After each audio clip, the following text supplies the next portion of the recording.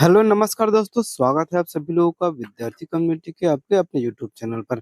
आज हम देखेंगे सितंबर और अक्टूबर माह के छत्तीसगढ़ से संबंधित करंट अफेयर के वो सभी महत्वपूर्ण इम्पोर्टेंट पहलू जो एग्जाम की दृष्टि से इम्पोर्टेंट हो सकते हैं। हम जो है पूरी डिटेल में देखेंगे और अंतिम में इनका एमसीक्यू क्वेश्चन भी सॉल्व करेंगे, जिससे जो भी डाउट रहेगा वो हमारा क्लियर हो जाएगा। तो आप लोगों की जिम्मेदारी है कि आप लोग वीडियो पर अंत तक जरूर बने रहिएगा।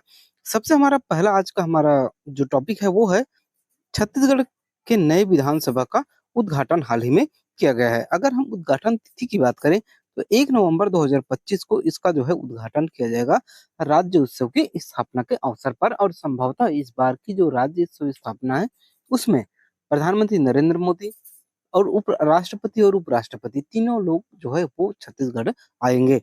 स्थल की बात करें तो इसे नवा रायपुर में बनाया गया है। क्षेत्रफल की बात करें तो टोटल लगभग 52 एकड़ क्षेत्रफल पर इसका विस्तार किया गया है और ये छत्तीसगढ़ की नई विधानसभा है। क्षमता की बात करें तो टोटल लगभग जो है 200 सदस्य इस पे एक साथ जो है बैठ सकते हैं। अभी छत्तीसगढ़ की अगर हम बात करें तो छत्तीसगढ़ में टोटल 90 सीट है विधानसभा की और इनकी जो बैठक क्षमता है वो रखी गई है कितनी, 200।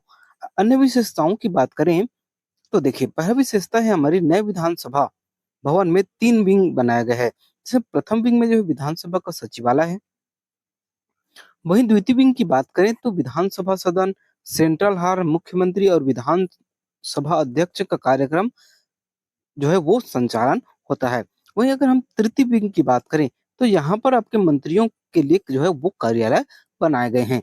अगर हम दूसरी महत्वपूर्ण विशेषता की बात करें तो देखिए, दूसरी विशेषता यह है कि एक जो है ऑडिटोरियम का निर्माण भी किया जा रहा है, जिसकी जो कुल क्षमता है वो आपकी कितनी दर्शक की, 500 दर्शक के एक साथ बैठने की क्षमता है। तो ये जो नया विधानसभा बन रहा है ना, वो क्षेत्रफल की दृष्टि से जो है बहुत बड़ा एरिया में बन रहा है, क्योंकि 5 एकड़ में लगभग बन रहा है। 200 सदस्य और 500 जो है वो दर्शक की अलग बैठने की व्यवस्था की जा रही है। ठीक, चलिए अगला टॉपिक है हमारा।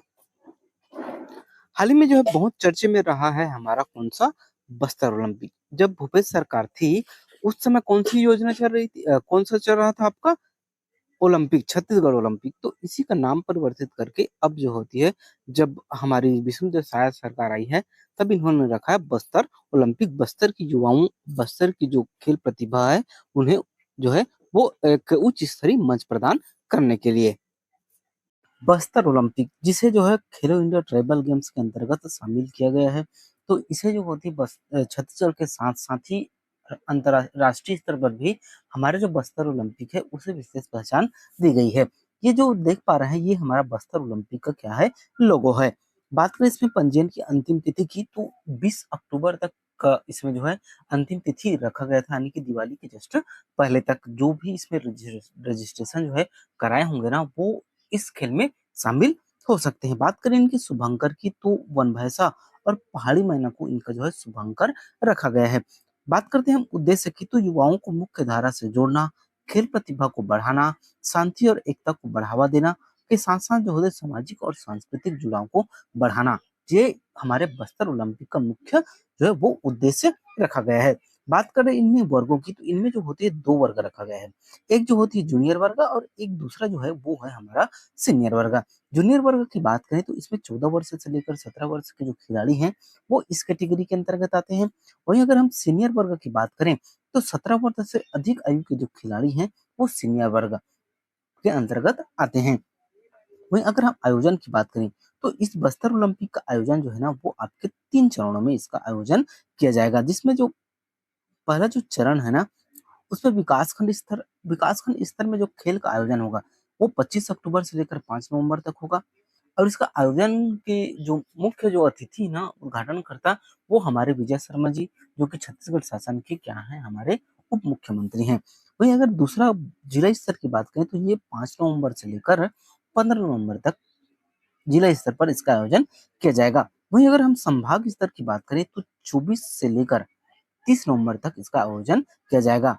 वहीं हम शामिल खेलों की बात करें तो इनमें कुल 11 खेलों को शामिल किया गया है, जिसमें है एथलेटिक्स, हॉकी, फुटबॉल, तीरंदाजी, kabaddi, badminton, weightlifting, karate, volleyball और खो खो और जो है रस्साकसी को इसमें शामिल किया गया है।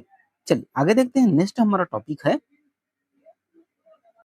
छत्तीसगढ़ में आदर्श आदर्श जो है सुविधा केंद्र की स्थापना की जा रही है। कहाँ पर की जा रही है? तो 14 जो नगर निगम है वहां पर तथा जो है 55 नगर पालिकाओं पर इसकी स्थापना की जा रही है। सुविधा की बात करें तो आम नागरिकों को एक छत के नीचे जन्म, मृत्यु, विवाह, प्रमाण पत्र, लाइसेंस, पंजीयन इत्यादि सेवाएं जो है वो आपकी प्रदान की जाएगी एक ही छत के नीचे। जैसे कि सिंगल विंडो प्रणाली जिस तरीके से आपके उद्योगों के लिए लागू की गई थी ना, उसी तरीका से आपका जो भी प्रमाण पत्र है उसे एक ही विंडो के नीचे प्राप्त करने के लिए हमारे छत्तीसगढ़ शासन द्वारा आदर्श सुविधा केंद्र की स्थापना की गई है।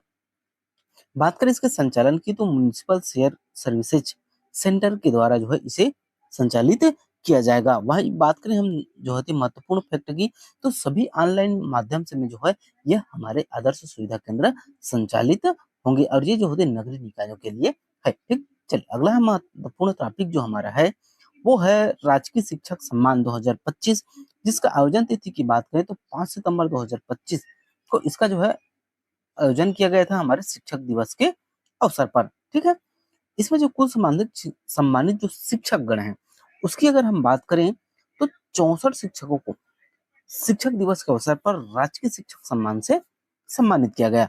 विशेष की बात करें तो देखिए 4 शिक्षकों को जो है उत्कृष्ट कार्यों के लिए विशेष स्मृति पुरस्कार से जो है वो दिए गए हैं। जैसे कि इसके अंतर्गत है हमारे पद्मलाल पुन्नालाल बख्शी जो स्मृति सम्मान है ना, उससे हमारे अजय कुमार चतुर्वेदी जी जो सूरजपुर से हैं इसे सम्मानित किया गया है। वही डॉक्टर बलदेव प्रसाद मिश्र स्मृति की बात करें तो भोजराम पटेल जी जो कि रायगढ़ के हैं इसे सम्मानित किया गया है। वही मुकुटधर पांडे स्मृति सम्मान की बात करें तो सुनीता यादव जी को सम्मानित किया गया है। वही गजानन माधा मुक्तिबोध स्मृति पुरस्कार की बात करें तो रमेश कुमार चंद्रवंशी जी जो कि कबीरधाम के हैं इसे सम्मानित किया गया है। वही अगर हम बात करें आगे तो राष्ट्रीय शिक्षक सम्मान 2025 के लिए जो छत्तीसगढ़ के 2 शिक्षकों को सम्मान जो है वो प्राप्त हुआ है। डॉक्टर प्रज्ञा सिंह हमोदा दुर्ग से है, संतोष कुमार चौरसिया जो कि JNB बेरेला कोरबा से है। ठीक है, अगला हमारा इंपॉर्टेंट टॉपिक है वो है राज्य की जो राज्य स्तरीय श्रमिक महासम्मेलन 2025 आयोजन की बात करें तो इसका जो आयोजन है वो 17 सितंबर 2025 को हुआ। आयोजन स्थल की बात करें तो सरदार बलबीर सिंह जुनेदा जो इंडोर स्टेडियम है हमारा इंडोर स्टेडियम, वहां पर इसका आयोजन किया गया। वही अध्यक्षता की बात करें तो मुख्यमंत्री विष्णुदेव साय जी थे, वो उन्होंने इसकी अध्यक्षता की है। वही अगर हम विशेष की बात करें तो प्रमुख जो घोषणाएं हैं वो कौन कौन सी है? मुख्यमंत्री निर्माण श्रमिक सहायता योजना जिसकी सहायता राशि 1 लाख से बढ़ाकर 1,50,000 की गई है। दीदी ई रिक्शा योजना की जो सहायता राशि है उसे जो 1 लाख से बढ़ाकर इसे भी 1.5 लाख की गई है। वहीं अगर हम निःशुल्क स्वास्थ्य जांच और इलाज की बात करें तो उसका पूरा खर्च जो है श्रम विभाग द्वारा दिया जाएगा। वहीं अटल उत्कृष्ट शिक्षा योजना की बात करें तो श्रमिकों के बच्चों को IIT जेई जैसे जो है परीक्षाओं कि जो है निःशुल्क कोचिंग कराने की सुविधा यहाँ प्रदान की जाएगी।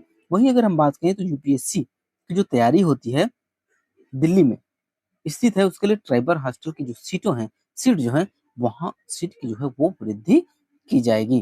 ठीक है, अगला हमारा इम्पोर्टेंट टॉपिक जो है वो है हिंदू युग्म उत्सव 2025। ये इसका जो है आपका चौथा संस्करण है जो 20 सितंबर से लेकर 21 सितंबर तक 2 दिवसीय जो है वो इसका आयोजन किया गया। और आयोजन स्थल की बात करें तो इसका जो आयोजन स्थल था वो था पंडित आपका दीनदयाल उपाध्याय ऑडिटोरियम जो कि रायपुर में अवस्थित है। विशेष तथ्यों की बात करें तो इस महोत्सव में 100 से अधिक लेखक और साहित्यकार देश भर से जो है इसमें शामिल हुए थे। और इस कार्यक्रम में विनोद कुमार शुक्ल को जो कि कौन है, इन्हें 59वां ज्ञानपीठ पुरस्कार जो है से सम्मानित किया जा गया। ठीक, चलिए नेक्स्ट है हमारा देश का पहला गार्बेज कैफे छत्तीसगढ़ में आपका प्रारंभ हो चुका है। और ये जो गार्बेज कैफे है वो ग्रामीण गार्बेज कैफे है, ये हमारे लिए इम्पोर्टेंट है। इस कार्यक्रम की जो शुरुआत है वो इस के तहत की गई थी, तो स्वच्छता ही सेवा पखवाड़ा के अंतर्गत इसकी शुरुआत की गई है। पखवाड़ा की जो तिथि थी वो थी आपकी 22 सितंबर से लेकर 28 सितंबर 2025 तक। प्रारंभ की बात करें तो ग्राम पंचायत रोपाखार जो कि मैनपाट सरगुजा में अवस्थित है। यहाँ से ग्रामीण गार्बेज कैफे की जो है वो स्थापना की गई है। बात करें उद्देश्य की, तो ग्रामीण क्षेत्र में प्लास्टिक कचरे का समुचित प्रबंधन करना, ग्रामीण जो है पर्यावरणीय जागरूकता एवं जो ग्रामीण महिलाओं की जो आजीविका को सशक्त बनाना, ये इसका मुख्य लक्ष्य है। बात करें तो 1 किलो अगर प्लास्टिक कचरे के बदले यहाँ पर नाश्ता दिया जाता है, वहीं 2 किलो प्लास्टिक कचरे के बदले में यहाँ भोजन की सुविधा दी गई है। पहले जो आपका सरगुजा का जो जिला मुख्यालय है ना, वहां पर जो शहरी गार्बेज कैफे की स्थापना की गई थी, जहां पर 1 किलो कचरे के बदले नाश्ता और 2 किलो कचरे के बदले जो है वो आपको खाना दिया जाता था। लेकिन इस बार जो होती है वो ग्रामीण क्षेत्र के रोपाखार में यह गार्बेज कैफे की स्थापना की गई है, जो इमेज पर देख पा रहे हैं। नेक्स्ट है हमारा छत्तीसगढ़ को बेस्ट बेस्ट जो सेरिकल्चर स्टेट 2025 पुरस्कार जो है वो प्राप्त हुआ है। तो किस क्षेत्र में प्राप्त हुआ है? तो ये जो होती है रेशम उत्पादन के क्षेत्र में दिया गया है। आयोजन स्थल की बात करें तो बेंगलुरु में इसका आयोजन किया गया था, और आयोजन तिथि की बात करें तो 20 सितंबर 2025, जो कि केंद्रीय रेशम बोर्ड का जो है 76वां स्थापना दिवस है, इस तिथि को आयोजित की गई थी। प्राप्तकर्ता की बात करें तो भारत सरकार का केंद्रीय रेशम बोर्ड द्वारा जो है इसे प्रदान किया गया है। उत्कृष्ट जिला पुरस्कार जो होती है हमारे रायगढ़ को मिला है, और उत्कृष्ट कृषक पुरस्कार जो होती है ललित गुप्ता, जो कि तमनार के निवासी हैं, जिसे प्राप्त हुआ है। अगला हमारा इंपॉर्टेंट टॉपिक है महतारी सदन का जो है वो लोकार्पण किया गया है। इसका उद्घाटन की बात करें तो मुख्यमंत्री विष्णुदेव साय जी के द्वारा इसे हमारे जो कि यशस्वी मुख्यमंत्री जी हैं हमारे छत्तीसगढ़ के, इनके द्वारा इनका उद्घाटन किया गया है। बात करें तिथि की तो 23 सितंबर 2025 को जो है वो इसका आयोजन किया गया था।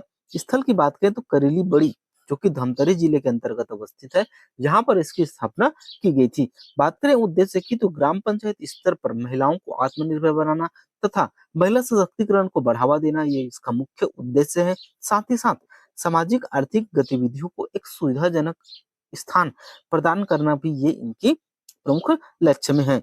विशेष की बात करें तो 51 महतारी सदनों का जो है वो लोकार्पण किया गया है एक साथ छत्तीसगढ़ में। और महतारी वंदन योजना की शुरुआत कब हुई थी, ये आपको कमेंट बॉक्स में कमेंट कर बताना है।